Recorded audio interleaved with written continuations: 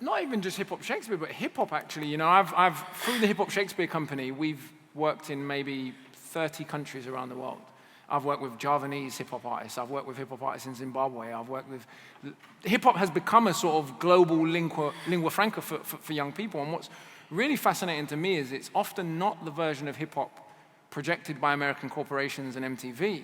It's the actual culture, what we, who are proper hip-hop heads, I'm a hip-hop snob, there's no secret there, would call sort of the 5 elements: DJing, breakdancing, graffiti, MCing. But really importantly, something people forget about is knowledge, which was the 5th element of hip-hop, which was always added in. And you see all around the world, in Iran, in so many places, young hip-hop artists gravitate into that.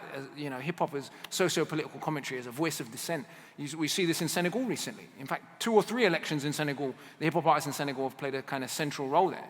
So I would say that music has always had that, but now more than ever, and ironically, this culture of sort of, in a sense, a persecuted minority in the United States, becoming a global lingua franca says a lot about some of the positives of the modern world, I would argue. Totally agree. And, you know, your documentary about the Odyssey is exactly like, how do these things sound? And you know, what epic does in the Persian world, the Shahnameh written in the 11th century by Ferdowsi, you know, that, like the Aeneid or the Iliad or hip-hop, it provides a kind of common framework where people recognize the sounds. They get included by these kinds of things. And so music and cooperation and so on, that's our species at its finest, when we're curious, when we're open, when we want to listen and we want to replicate. And that's what makes us interesting as people. The fact we want to murder each other and persecute is obviously us in our worst side. Absolutely. Who did I say was 2?